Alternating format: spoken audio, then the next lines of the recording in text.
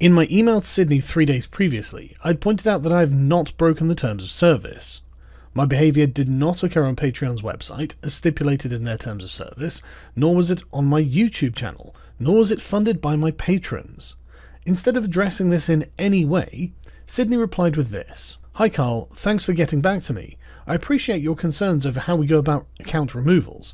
While we don't comment on the removals of other creators, please know that your account isn't the first my team have removed for a content violation that did not occur on our site."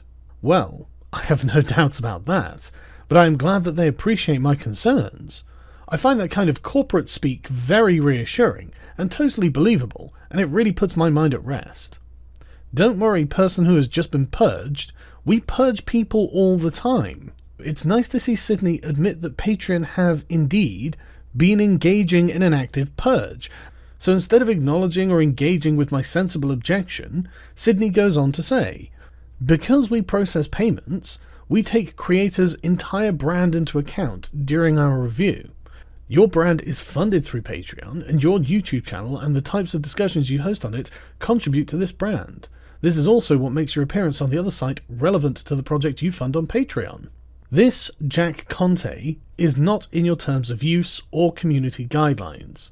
There is one reference in them to the word brand, and that is in the community guidelines to prevent fraud by impersonating another content creator. Otherwise, there is absolutely nothing in the community guidelines that references this at all. The terms of use also state nothing that would imply that Patreon's trust and safety team are monitoring one's entire brand, or that one is going to be judged on one's brand. As Jack Conte said, manifest observable behaviour. The terms of service and community guidelines are not being followed in my case, and apparently the case of other people, and there is simply no way that Jack could defend what is happening here, which is why he isn't. He is not saying anything about this publicly, and I think we can all see why. I suppose that Patreon are not the transparent, responsible, or ethical company Jack Conte wanted to create. And why this happens to be connected to the fact that they process payments is also a mystery not explained in their material, but I suppose transparency is something that Patreon have simply decided to abandon, along with consistency or concern for their own users. My brand has been politically incorrect for years, but I guess that didn't matter when Patreon was a small platform and needed to grow. I believe I joined in 2014. Now in 2018, when Patreon's competitors like Hatreon and MakerSupport are being actively deplatformed, the great purge of the offensive centrists can begin. Now, the rules as presented to the creators don't matter, and the trust and safety team is ever watching to make sure that you are on what they believe to be good behaviour all the time, everywhere, which is what they are employing when they say, "Because of this, your use of racial and homophobic slurs taking place on somebody else's YouTube video factored into our decision to remove your page." This is a strange interpretation of events, given that I, a white person, was talking to other white people, in this case white nationalists. I'm confident enough that the very clip itself demonstrated that I'm not attacking non-white people or gays, and I am so confident of that I included it in my previous video. There is a demonstrable context that disproves this allegation, but the trust and safety team are simply ignoring that, which makes their final statement all the more worrisome. To begin the appeal process, please respond with any evidence you feel helps explain why the language you used in conversation with Michelle Caitlin doesn't constitute hate speech. This is insane. What evidence could I prove of my own intent? Surely, I am the only person who knows what my intentions were, and I think the context in which I was acting demonstrates that, but the context doesn't matter, which means the last 5 years of my YouTube channels don't matter either, where I debate against racism from the far left and the far right. There is obviously no evidence I can provide because we are not talking about evidence, we are talking about interpretation. Hate speech is not a forbidden set of words that must never be said in any context. They are a set of terms when used in conjunction with malicious intent towards a group of people that makes them offensive. I was not insulting black people or gay people, I was insulting Nazis, and it was clear to everyone who watched that clip.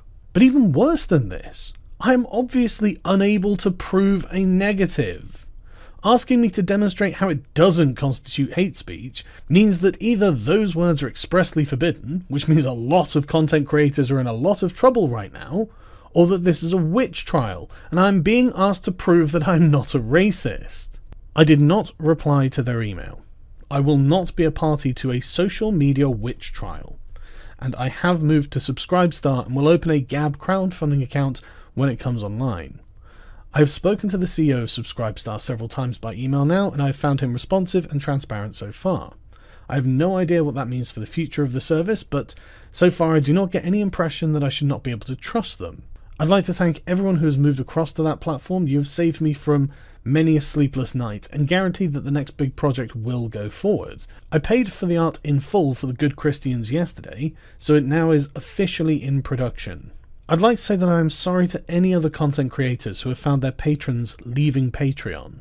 This seems to have become quite a large concern for Patreon themselves as well, as Matt Christiansen posted an email he received from Patreon unsolicited, trying to soothe him about their arbitrary removal of my page from their site, and reassure him that they won't be removing his as well, at least not yet.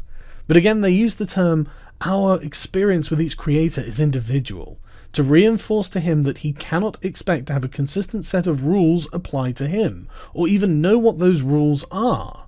He can expect to be at the whim of the trust and safety team, and isolated if ever they decide to turn on him. Patreon is being run like a dictatorship.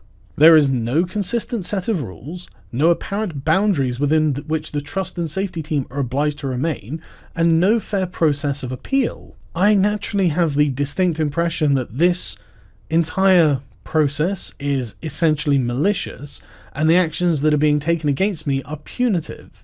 I did not break the terms of service, and Patreon are not even accusing me of breaking their terms of service. They don't even reference their own terms of service. They are doing it because they don't like my brand, as they have admitted. And the thing is, I could have probably argued the case with them, and maybe because of the public pressure and the high-profile nature of this case, they would have reversed their decision. But I really don't think I can do that now. Even if Patreon were to restore my page tomorrow, I would close it down manually. I could not, in good conscience, support a site that behaved in this way.